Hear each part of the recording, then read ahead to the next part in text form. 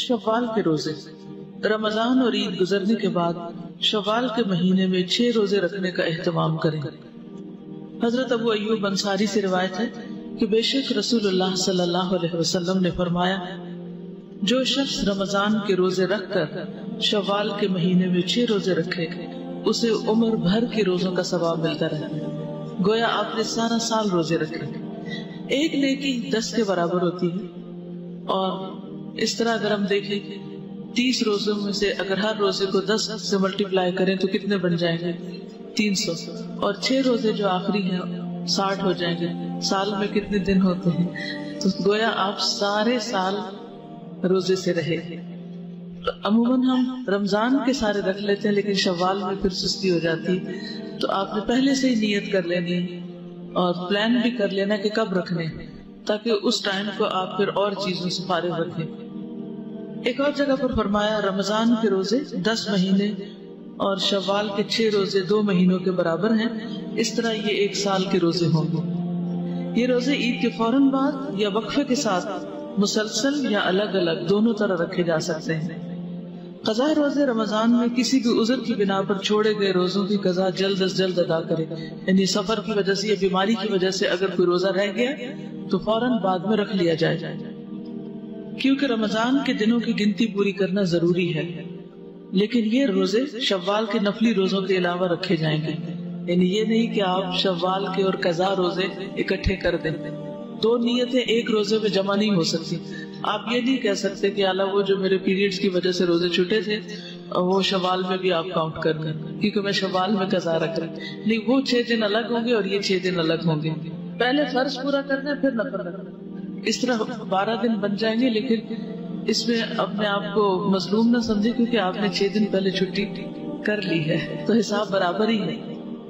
قرآن مجید میں آتا ہے، من کان مریضا او علی سفر فعدۃ من ایام اخر یرید اللہ بکم اليسر ولا یرید بکم العسر ولتکملوا العدہ.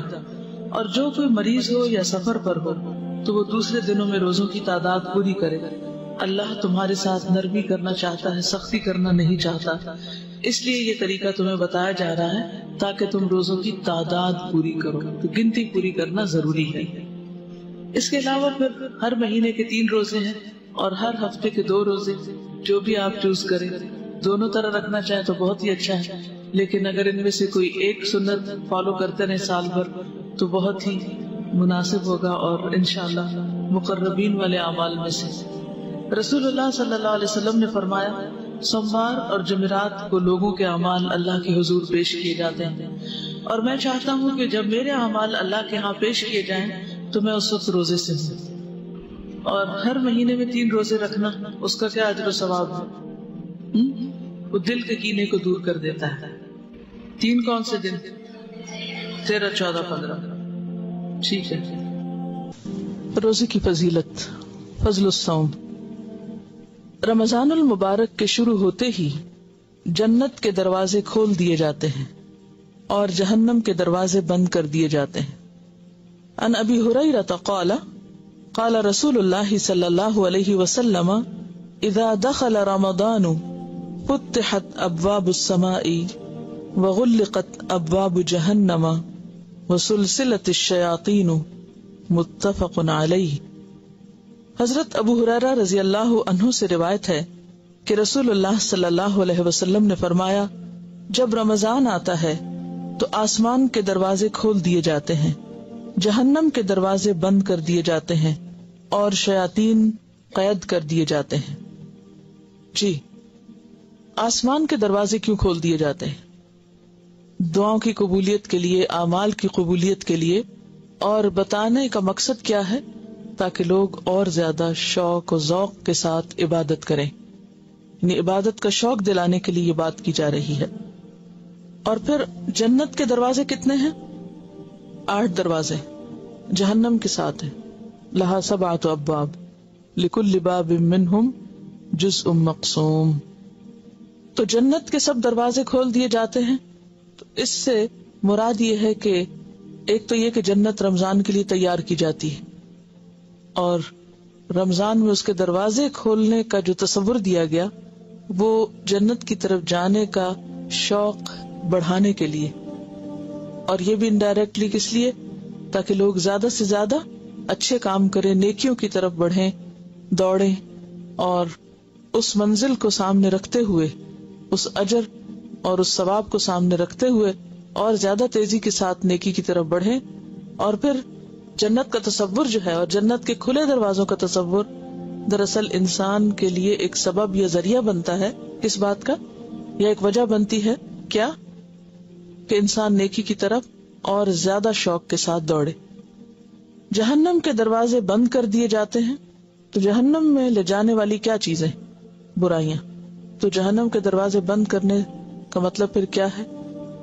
کہ انسان کو دنیا میں بھی، اس زمین پر بھی ایسا ماحول فراہم کیا جاتا ہے روزے کے ساتھ، یعنی روزے جیسی عبادت کے ساتھ، کہ انسان کو ایک نیکی کا ایسا ماحول ملتا ہے کہ جس میں جنت کی طرف لے جانے والے کام زیادہ کرنے کی توفیق یا مواقع ملتے ہیں، اور جہنم کی طرف لے جانے والے کاموں کے مواقع کم ہو جاتے ہیں. باب اصل میں ذریعہ ہے. اب اس میں آپ دیکھیے کہ یعنی اس میں کوئی اشکال نہیں ہے کہ اگر ہم یہ مانیں کہ ہاں واقعی ایسا ہوتا ہے، اور جنت والے جب جنت میں داخل ہوں گے تو اس کے بارے میں کیا کہا کہ مفتحۃ لہم الابواب، کہ دروازے پہلے سے ہی کھول دیے جائیں گے. دروازے کا بند ہونا اور کھل جانا یہ کس بات کی علامت؟ سہولت سے داخل ہونے کی، ویلکم کرنے کی. مثلا اگر آپ کہیں جا رہے ہیں اور دروازہ خود بخود کھل جاتا ہے، یہ پہلے سے ہی کھلا ہوا ہے، تو یہ کس بات کی علامت ہے؟ کہ ویلکم، آپ کا انتظار کیا جا رہا ہے، آپ اس کے اہل ہیں کہ آپ یہاں داخل ہوں. اور کسی دروازے کا بند ہونا کیا ہے؟ کسی رحمت سے یا کسی بھی خیر اور بھلائی سے محروم ہونا. اور پھر جنت کے جو مختلف دروازے ہیں اس سے کیا پتہ چلتا ہے کہ ان میں سے ایک دروازہ باب الریان بھی ہے. جیسے کہ ایک اور حدیث میں آتا ہے کہ جنت کے 8 دروازے ہیں، جن میں سے ایک دروازے کو ریان کہتے ہیں. اس دروازے سے صرف روزے دار ہی داخل ہوں گے، کوئی اور داخل نہیں ہو سکے گا. پھر یہ کہ رمضان میں عمرے کا ثواب حج کے برابر ملتا ہے. عام نیکیوں کا ثواب بھی عام دنوں سے زیادہ ہوتا ہے، اور خصوصاً عمرے کا ثواب. ان عطا ان رحمہ اللہ. جب میں عربی عبارت پڑھوں تو آپ لوگ اپنی پینسل کے ساتھ عربی عبارت کے ایک ایک لفظ پر ساتھ ساتھ چلتے چلے جائیں، یعنی اپنی پینسل کو اس لفظ پر رکھتے چلے جائیں. اس کا کیا فائدہ ہوگا؟ عربی سے آپ کی نگاہیں مانوس ہوں گی، اور ہو سکتا ہے بہت سا ترجمہ آپ کو پہلے سے آتا ہو اور چند لفظ مشکل ہوں جو آپ کو نہ آئے. ان عطا ان رحمہ اللہ قال سمعت ابن عباس رضی اللہ عنہما یحدثنا قال رسول اللہ صلی اللہ علیہ وسلم لامرأة من الانصار سماها ابن عباس رضی اللہ عنہما فنسیت اسمها ما منعك ان تحجی معنا قالت لم يكن لنا الا نادحان فحج ابو ولدها وابنها على نادح وترك لنا نادحا نندح عليه قال فإذا جاء رمضان فاعتمري فإن عمرة فيه تعدل حجة رواہ مسلم. حضرت عطا رحمہ اللہ کہتے ہیں میں نے حضرت عبداللہ بن عباس رضی اللہ عنہ سے سنا کہ رسول اللہ صلی اللہ علیہ وسلم نے انصار کی ایک عورت ام سنان سے فرمایا. حضرت عبداللہ بن عباس نے اس عورت کا نام بھی لیا مگر میں بھول گیا. ام سنان جو بریکٹ میں لکھا ہے بعد میں دوسری روایات سے، لیکن جو راوی اس حدیث کے ہیں انہوں نے جب حدیث سنی تو اس حدیث کو روایت کرتے ہوئے اس خاتون کا نام بھول گئے، جبکہ اور بھی سننے والے تھے، انہوں نے جب روایت کیا تو انہوں نے نام یاد رکھا. تو یہیں سے پھر روایات کے فرق ہو جاتے ہیں کہ رسول اللہ صلی اللہ علیہ وسلم نے ام سنان سے کہا تم ہمارے ساتھ حج پر کیوں نہیں چلتی؟ آپ کو معلوم ہے کہ حجۃ الوداع کے موقع پر میکسیمم لوگ آپ صلی اللہ علیہ وسلم کے ساتھ تھے، یعنی زیادہ سے زیادہ لوگ جو تھے وہ شریک ہوئے تھے اور انہیں آپ کے ساتھ حج کے مناسک سیکھنے کا موقع ملا تھا. تو آپ نے ان کو بھی دعوت دی کہ آپ بھی چلیں. عورت نے عرض کیا ہمارے پاس صرف 2 اونٹ تھے، ایک پر میرا شوہر اور بیٹا دونوں حج کے لیے گئے ہیں، اب ایک اونٹ گھر میں ہے جس پر ہم پانی وغیرہ لاتے ہیں، یعنی اس سے ہم گھر کے کام کاج کرتے ہیں. رسول اللہ صلی اللہ علیہ وسلم نے فرمایا اچھا جب رمضان آئے تو عمرہ کر لینا، اس کا ثواب بھی حج کے برابر ہے. اسے مسلم نے روایت کیا. اس کا یہ مطلب نہیں کہ اس عورت سے حج کا فریضہ جو ہے وہ ساقط ہو گیا. اگر کسی پر حج کا فریضہ عائد ہوتا ہو تو وہ فریضہ حج کرنے سے ہی ادا ہوگا، عمرے سے نہیں ادا ہوگا. لیکن یہاں پر جس چیز کی طرف توجہ دلائی جا رہی ہے وہ یہ ہے کہ حج تو بعد میں آئے گا. اگر اس سے پہلے ہی رمضان میں عمرہ کر لیا جائے تو وہ عمرہ حج برابر ہو جائے گا، کیونکہ انسان کو زندگی کا تو نہیں پتا ہوتا کہ کب مہلت ختم ہو جائے. تو اس لیے بعض لوگ یہ کہتے ہیں کہ ہم عمرہ نہیں کرتے. کیوں؟ کیا توجیہ پیش کرتے ہیں؟ حج فرض ہو جائے گا. تو یہ حدیث بالکل اس کے یعنی اس تصور کو توڑنے والی ہے کہ حج تو ایک مستقل عبادت ہے. جب اس کا موقع آپ کو ملے وہ آپ کریں. لیکن اگر اس سے پہلے آپ کو عمرے کا موقع مل رہا ہے تو یہ سوچ کے عمرہ نہ چھوڑیں کہ اس طرح حج فرض ہو جائے گا. نہیں، وہ تو اگر فرض ہے تو ویسے ہی فرض ہے، اور اگر فرض نہیں تو فرض نہیں. اور اگر اس سے پہلے رمضان میں عمرے کا موقع ہے تو اس موقع سے فائدہ اٹھا لیا جائے. یعنی یہ تو اپنی اپنی بات ہے کہ کون کس نیکی کا کتنا شوقین اور کتنی اس میں وسعت ہے. روزہ قیامت کے دن روزہ دار کی سفارش کرے گا. ان عبد اللہ بن عمرو ان رسول اللہ صلی اللہ علیہ وسلم قال الصیام والقرآن یشفعان للعبد یوم القیامت یقول الصیام ای رب منعته الطعام والشہوة فشفعنی فیہ ویقول القرآن منعته النوم باللیل فشفعنی فیہ قال فیشفعان رواہ احمد والطبرانی صحیح. حضرت عبداللہ بن عمرو رضی اللہ عنہ سے روایت ہے کہ رسول اللہ صلی اللہ علیہ وسلم نے فرمایا روزہ اور قرآن قیامت کے دن بندے کے لیے سفارش کریں گے. روزہ کہے گا اے میرے رب، میں نے اس بندے کو کھانے پینے اور اپنی خواہشات پوری کرنے سے روکے رکھا، لہٰذا اس کے بارے میں میری سفارش قبول فرما. قرآن کہے گا اے میرے رب، میں نے اس بندے کو رات قیام کے لیے سونے سے روکے رکھا، لہٰذا اس کے بارے میں میری سفارش قبول فرما. چنانچہ دونوں کی سفارش قبول کی جائے گی. اسے احمد اور طبرانی نے روایت کیا ہے. اس بات کا بھی مقصد کیا تھا کہ لوگ اس عبادت کو شوق سے رکھیں. یہ اسلام کی خوبصورتی ہے کہ ایک چیز کو، ایک عبادت کو ہمارے لیے اگر اس نے فرض کیا ہے تو ساتھ اس فرض کو ادا کرنے کا شوق بھی دلایا ہے تاکہ وہ فریضہ ادا کرنا آسان ہو جائے. یہ حکمت ہے اس میں. ورنہ عموماً جب کسی کو کوئی ڈیوٹی دی جاتی ہے تو کیا کہہ کے دی جاتی؟ اگر وہ مشکل سے کر رہا ہے یا نہیں کر پا رہا تو ڈیوٹی از ڈیوٹی، یہ تمہاری ڈیوٹی تمہیں کرنی ہو. کرو گے تو تمہارا اپنا فائدہ ہے، نہیں کرو گے تو نقصان ہوگا تمہارا ہی ہوگا. لہٰذا یہ ڈیوٹی ہے اس لیے اس کو کرو. اسلام نے ہمیں کوئی بھی ڈیوٹی اس طرح کی نہیں دی کہ یہ کہا ہو کہ یہ نماز ہے تمہارا فرض ہے، تمہاری ڈیوٹی ہے پڑھ لو. ہم تھکے ہوئے ہیں یا کچھ بھی، یا کوئی نیند آ رہی ہے، یا قرآن پڑھنے کا معاملہ ہے، یا روزے کا. ظاہر ہے کہ ان سب چیزوں میں نفس پر ایک مشقت بھی ہے، ایک تکلیف بھی ہے، یہ ایک بعض اوقات انسان کے لیے یہ کام بھاری بھی ہو جاتے ہیں.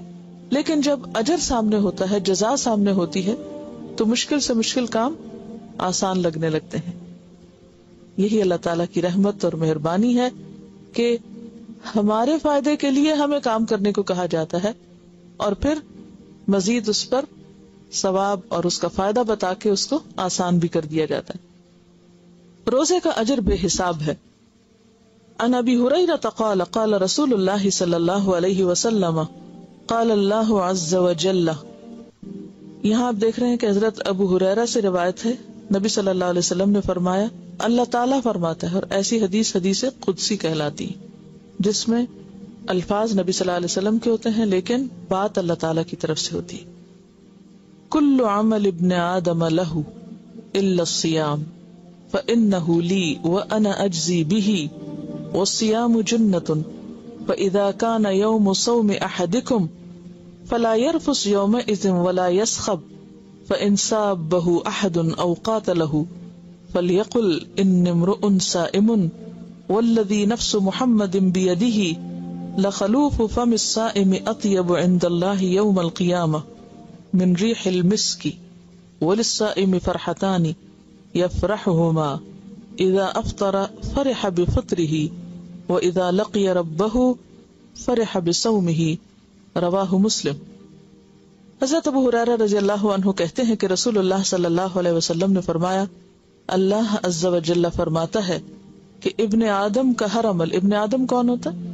انسان، ہر انسان، ابن آدم کا ہر عمل اس کے لیے ہے سوائے روزے کے۔ روزہ میرے لیے ہے اور میں ہی اس کی جزا دوں گا۔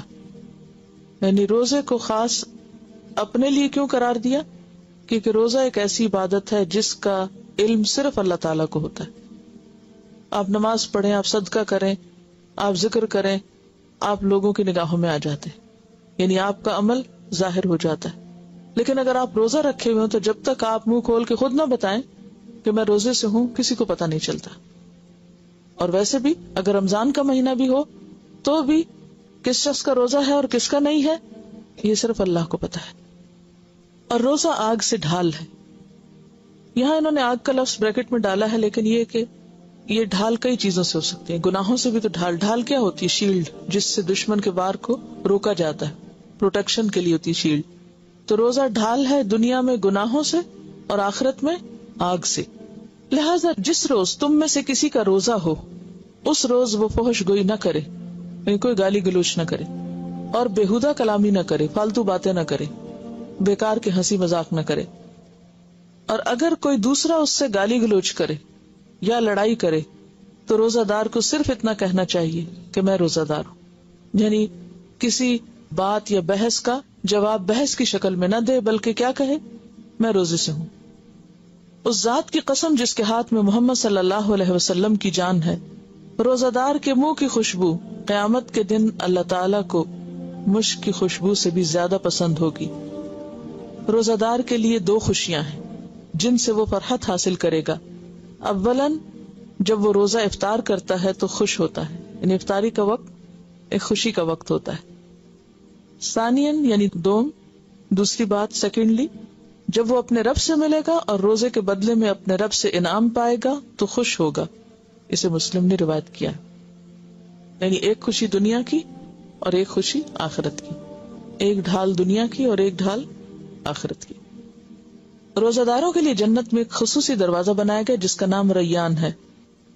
عن سہل بن سعد رضی اللہ عنہ قال قال رسول اللہ صلی اللہ علیہ وسلم ان فی الجنة بابا يقال له الریان يدخل منه الصائمون يوم القيامة لا يدخل منه احد غيرهم متفق علیہ۔ حضرت سہل بن سعد رضی اللہ عنہ کہتے ہیں رسول اللہ صلی اللہ علیہ وسلم نے فرمایا جنت کا ایک دروازہ ہے جس کا نام ریان ہے، جس سے قیامت کے دن روزہ دار گزریں گے، ان کے علاوہ اس دروازے سے کوئی دوسرا نہیں گزرے گا۔ اسے بخاری نے روایت کیا۔ بات یہ ہے کہ جنت کے جو مختلف دروازے ہیں وہ مختلف نیکی کے کاموں کے لیے مخصوص ہیں، مثلا نمازیوں کے لیے ایک دروازہ ہے اور صدقہ کرنے والوں کے لیے اور روزہ رکھنے والوں کے لیے، اور کوئی ایسا شخص بھی ہو سکتا ہے کہ جو سارے ہی کام کرتا ہو، تو ایسے میں پھر وہ کس دروازے سے داخل ہوگا؟ جس سے چاہے گا داخل ہوگا۔ اور باب الریان ایک اہم دروازہ ہے جس سے صرف روزہ دار داخل ہو سکیں گے، اوروں کو اس سے اندر نہیں آنے دیا جائے گا۔ تو آپ دیکھیے کہ کسی بھی جگہ میں داخل ہونے کے لیے بعض مین گیٹ ہوتے ہیں، بعض چھوٹے گیٹ ہوتے ہیں یا مختلف شکل کے بنے ہوئے ہوتے ہیں، اور کسی بھی جگہ داخل ہونے کے لیے جو خوبصورت دروازہ بہرحال اس سے داخل ہونا بھی ایک انجوائمنٹ کا ذریعہ ہوتا ہے۔ تو یہ بھی ایک طرح سے روزے کا شوق دلانے کے لیے لوگوں کو بتایا گیا ہے۔ اور دوسری بات یہ ہے کہ ہر شخص کے اندر آپ دیکھیں گے کہ ایک نمایاں نیکی ہوتی ہے۔ کچھ لوگ نمازوں کا بہت شوق رکھتے ہیں، فرائض کے علاوہ نوافل بھی پڑھتے ہیں، تو خشوع و خضوع سے نماز ادا کرتے ہیں۔ کچھ لوگ روزے کثرت سے رکھتے ہیں، کچھ لوگوں کو صدقہ خیرات کا بہت شوق ہوتا ہے، اسی طرح اور نیکیوں کا بھی۔ تو ہر شخص کی زندگی میں ایک مخصوص قسم کی نیکی کا ایک رجحان یا توجہ ہوتی ہے، تو اس کو پھر اس خاص دروازے سے لے جایا جائے گا اس کی اس نیکی کے مطابق۔ اور جب آپ صلی اللہ علیہ وسلم ایک موقع پر جنت کے دروازوں کا ذکر کر رہے تھے تو حضرت ابوبکر نے پوچھا تھا کہ یا رسول اللہ صلی اللہ علیہ وسلم کوئی ایسا شخص بھی ہوگا کہ جسے ہر دروازے سے پکارا جائے گا؟ اصل میں دروازے سے بھی پکار آئے گی کہ یہاں فلاں اور فلاں یہاں سے آئے اور گزرے، یعنی ویلکم کیا جا رہا ہوگا نا، ہر طرف سے ان کی آؤ بھگت ہوگی۔ کہ آپ ادھر سے آئیں. فرمایا کہ مجھے امید ہے کہ وہ تم ہوگے جسے ہر دروازے سے پکار آئے گی، ہر دروازہ کھلا ہوگا تمہارے لیے. رمضان کا پورا مہینہ ہر رات اللہ تعالیٰ لوگوں کو جہنم سے نجات دلاتے ہیں. عن ابی ہریرہ عن رسول اللہ صلی اللہ علیہ وسلم قال اذا كانت اول لیلۃ من رمضان صفدت الشیاطین ومردت الجن وغلقت ابواب النار فلم يفتح منها باب وفتحت ابواب الجنة فلم يغلق منها باب ونادى مناد يا باغي الخير اقبل ويا باغي الشر اقصر ولله اتقاء من النار وذلك في كل ليلة رواه ابن ماجہ. صحیح. حضرت ابو ہریرہ رضی اللہ عنہ سے روایت ہے کہ رسول اللہ صلی اللہ علیہ وسلم نے فرمایا رمضان کی پہلی رات ہی شیاطین اور سرکش جن باندھ دیے جاتے ہیں، جہنم کے سارے دروازے بند کر دیے جاتے ہیں، ان میں سے کوئی ایک دروازہ بھی کھلا نہیں رہنے دیا جاتا، اور جنت کے سارے دروازے کھول دیے جاتے ہیں، ان میں سے کوئی ایک دروازہ بھی بند نہیں رہنے دیا جاتا. اور ایک منادی کرنے والا فرشتہ اعلان کرتا ہے اے بھلائی کے چاہنے والے آگے بڑھ، یعنی دیر نہ کر، اور اے شر کے چاہنے والے رک جا. اور رمضان کی ہر رات اللہ تعالیٰ لوگوں کو جہنم سے آزاد کرتے ہیں. اسے ابن ماجہ نے روایت کیا. اس حدیث سے کئی باتیں ہمیں پتہ چل رہی ہیں. پہلی بات تو یہ ہے کہ رمضان ایک خاص مہینہ ہے جس کا اہتمام صرف اس دنیا میں نہیں ہوتا بلکہ عالم بالا میں بھی ہوتا ہے. اور عالم بالا میں رمضان کی جو ایک قدر و اہمیت پہچانی جاتی ہے وہ کس سے کہ اس رات جنت کے سب دروازے کھول دیے جاتے ہیں، پہلی رات ہی، اور جہنم کے سب دروازے بند کر دیے جاتے ہیں. اور پھر خاص طور پر بڑے بڑے شیطانوں کو باندھ دیا جاتا ہے جو دنیا میں فساد پھیلانے کا سبب بنتے ہیں. اس کی بھی اصل حقیقت تو اللہ تعالیٰ ہی کو معلوم ہے، لیکن مفہوم اس کا یہ ہے کہ رمضان میں ہر انسان کے لیے نیکی کا ایک ماحول یا شوق یا ایک خاص ٹرینڈ جو ہے وہ پیدا ہو جاتا ہے. یعنی ہر شخص کو نیکی کی طرف بڑھنے کے لیے ایک سپورٹ ملتی ہے. یعنی عام حالات میں اگر کوئی نیکی کرنا مشکل ہوتا ہے تو رمضان میں وہ نیکی آسان ہو جاتی ہے اس مجموعی ماحول کی وجہ سے، اور اسی طرح برائی کرنا مشکل ہو جاتی ہے. کیونکہ بہت سے لوگ اس پر اعتراض کرتے ہیں کہ پھر بھی لوگ غلط کام کیوں کرتے ہیں. تو اس سے یہ نہیں کہا گیا کہ سارے جن شیطان بند ہو جاتے ہیں، اس سے کہا گیا کہ شیاطین اور سرکش جن، اور پھر شیطان کی تربیت میں رہنے کے بعد انسان کافی حد تک اس کا رنگ لے چکا ہوتا ہے. اگر وہ بند بھی ہو جائے تو انسان خود کافی ہے. ہاں، ایک اور بات جو اس حدیث سے پتہ چلتی ہوئی کہ اللہ تعالیٰ جہنم سے لوگوں کو آزاد کرتے ہیں، یعنی ہر رات میں. تو اس کا مطلب یہ بھی ہو سکتا ہے کہ دنیا میں جب لوگ روزہ رکھتے ہیں، نماز پڑھتے ہیں، دعائیں کرتے ہیں، استغفار کرتے ہیں، تو جو رمضان آگے بڑھتا چلا جاتا ہے مختلف لوگوں کی بخشش ہوتی چلی جاتی، یعنی گویا ان کو جہنم سے رہائی کا پروانہ ملتا جاتا ہے جو قیامت کے دن ان کو بتایا جائے گا. اور یہ بھی ہو سکتا ہے کہ جو لوگ مر چکے ہوں اور وہ کسی عذاب میں مبتلا ہوں تو اللہ تعالیٰ اس مہینے کی برکت سے ان کو بھی عذاب سے رہا کرتے ہوں. اللہ ہی حقیقت جانتا ہے، کیونکہ بظاہر کوئی ایسی دلیل تو نہیں، لیکن قیاس کیا جا سکتا ہے اس حدیث پر جس میں آتا ہے کہ نبی صلی اللہ علیہ وسلم رمضان کے مہینے میں قیدیوں کو آزاد کر دیا کرتے تھے. یعنی ایک خاص مہینہ تھا تو اس لیے آپ اس مہینے میں بہت زیادہ لوگوں کے ساتھ شفقت اور محبت اور احسان کرنے والے تھے. ایک حدیث میں آتا ہے کہ کان اجود ما یکون فی رمضان، کہ سب سے زیادہ آپ کی سخاوت رمضان کے مہینے میں ہوتی تھی. حین یلقاہ جبریل، جب جبریل آپ سے ملاقات کرتے تھے، اور رمضان کی ہر رات میں جبریل آپ سے ملاقات کرتے تھے، اور خصوصاً آخری عشرے میں اور تیز آندھی سے بھی زیادہ آپ سخی ہو جاتے تھے یا سخاوت کیا کرتے تھے. روزہ افطار کے وقت بھی اللہ تعالیٰ لوگوں کو جہنم سے آزاد کرتے ہیں. عن جابر قال قال رسول اللہ صلی اللہ علیہ وسلم ان للہ عند کل فطر اتقاء وذلك فی کل لیلہ، رواہ ابن ماجہ. حضرت جابر سے روایت ہے کہ رسول اللہ صلی اللہ علیہ وسلم نے فرمایا اللہ تعالیٰ ہر روز افطار کے وقت لوگوں کو جہنم سے آزاد کرتے ہیں. اسے ابن ماجہ نے روایت کیا ہے. رمضان میں صیام اور قیام کرنے والا قیامت کے دن صدیقین اور شہداء کے ساتھ ہوگا. لیکن اصل چیز پھر کوالٹی ہے کہ کس درجے کا روزہ رکھا، روزہ رکھ کے کیا کیا، اور پھر کس طرح کا قیام کیا.